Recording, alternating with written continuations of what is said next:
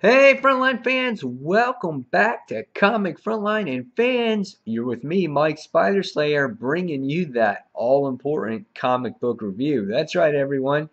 And today we are talking about the long anticipated return of the Amazing Spider Man. That's right, fans. Today we're going to be talking about the Amazing Spider Man issue number 1. That's right. And right here on your cover, you got good old Peter Parker, who's back in action, fans. And let me just tell you that this book was Peter Parker fashion. This book is written by Dan Slott, if you guys don't know that by now, and our artwork is done by Humberto Ramos. The artwork in this book was done very well. I love the colors. I love the paneling in the issue. I thought everything here was done well. I am a fan of Humberto Ramos. His art style for Spider-Man, I think, fits the book the best out of all the artists that were on here. Reminds me a lot of maybe the early days of Eric Larson when he drew the title. And I love the facial expressions that are drawn in the actual issue. And I feel it fits the characters the best. Here we get to see a cool page of Spider-Man's all his suits laid out.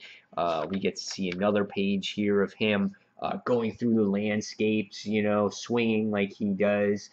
Good old classic Spider-Man when he's going out for air.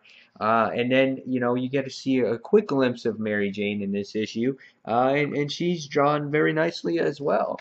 So, again, I thought the artwork was perfect in this issue. I thought there was nothing wrong. So what did I think of this story?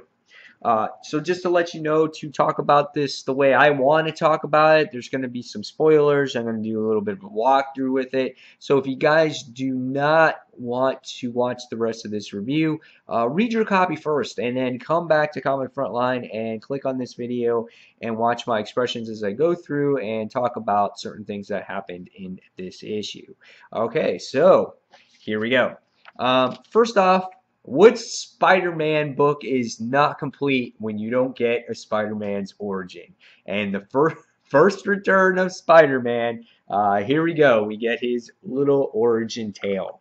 But this one is quite different, just a little bit. We get a little tidbit here of what's to come with Spider-Man and a new Spider-Woman. If you guys seen solicitations or anything like that, some previews or spoilers or whatever, we know that there's going to be a new female Spider-Woman and her name is Silk, and you actually see that right here as she's getting bit, but you don't see her face. So right off the bat, that gives you this something to look forward to in Spider-Man's future stories. Now, the way this story opens up is this book opens up to some maybe C-lister villains here, and they're collecting like these eggs and whatnot, and sure enough, Spider-Man's coming to save the day. But if you notice something crazy in this issue, right away you see that Spider-Man doesn't have his gloves on, and you're like, what's going on? Why doesn't old Spider-Man has these gloves? And right away, the book throws in the Peter Parker humor in here. And when you're reading this book, you're like, wow, I really missed that, because right away, he's saying all these one-liners, and and even the people in the book are just like, wow, he's joking again, oh, we got our old Spidey back. And the book is very comical because it opens him up as he's got no clothes on. He's wearing Spidey web underwear, and you're just like, what the hell's going on?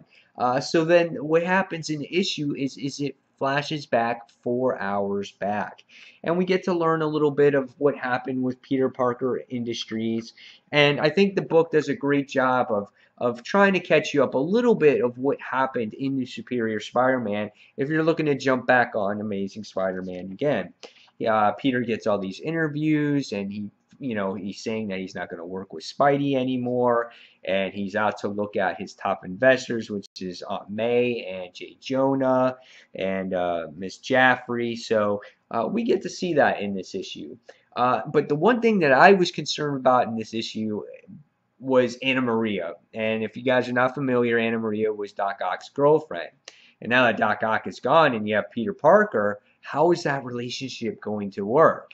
And we get to see Anna Maria in here find out something uh, that is just jaw dropping, and you just see that, and you get to see that. And again, this is a spoiler, that he was going to propose to her.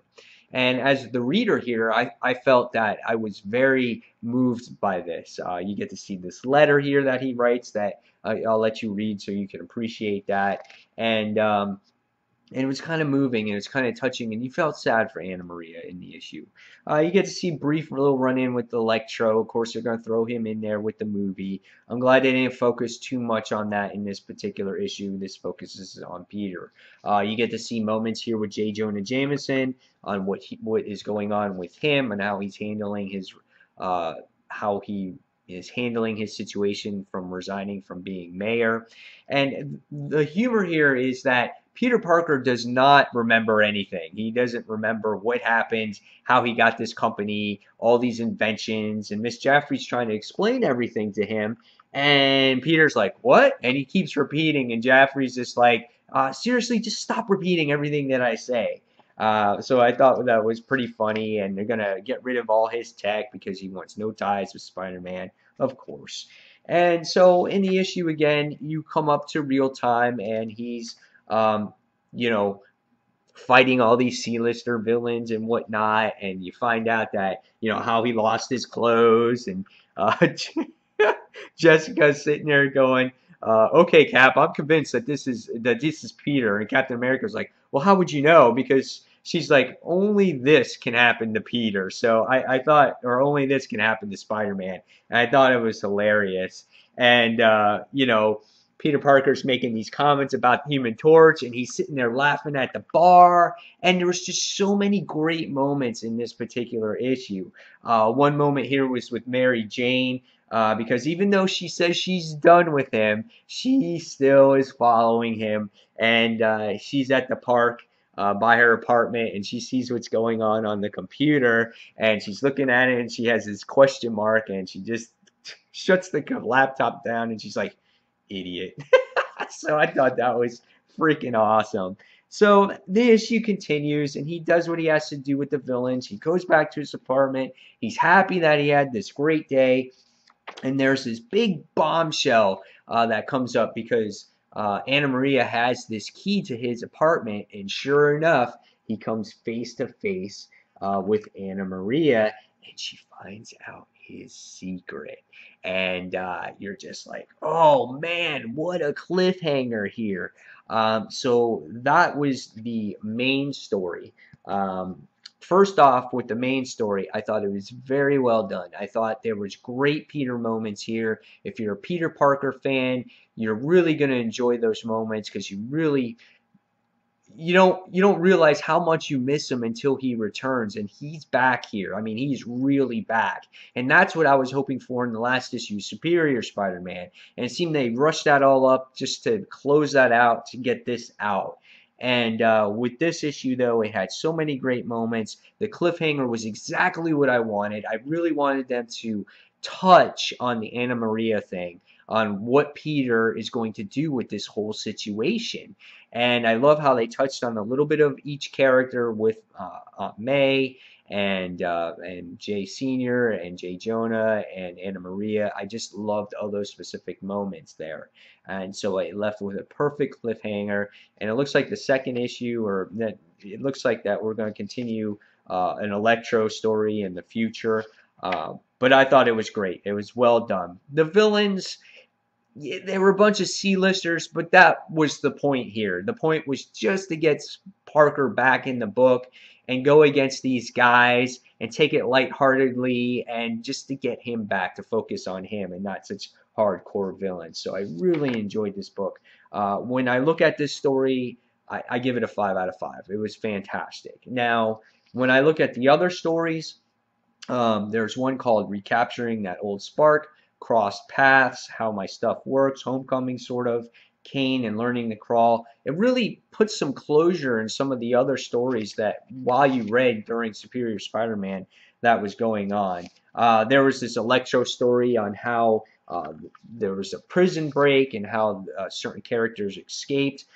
We get to see a closure here, or a continuation of what happened when Superior punched Felicia in the face, and how she's going to get revenge on Spider-Man, which is interesting, and you get to see how she gets her mug shot and all that stuff. So I thought that was a great story, and a lot of these stories are written by Dan Slott and Christos Gage, which I thought was nice.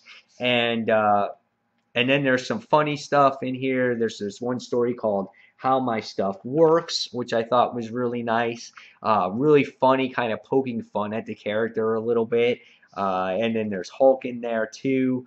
And then they give you a little preview of what's to come for Spider-Man 2099, which I thought was okay. You know, I'm still not a fan of that book, just reading that offhand. And then you get some closure with Kane and Scarlet Spider, which I didn't expect in this issue either. So that was pretty neat too. And then you get to see probably one of the more interesting stories. You see a modern tale of Crusher Kane, I think, or Crusher. What the heck was the wrestler's name?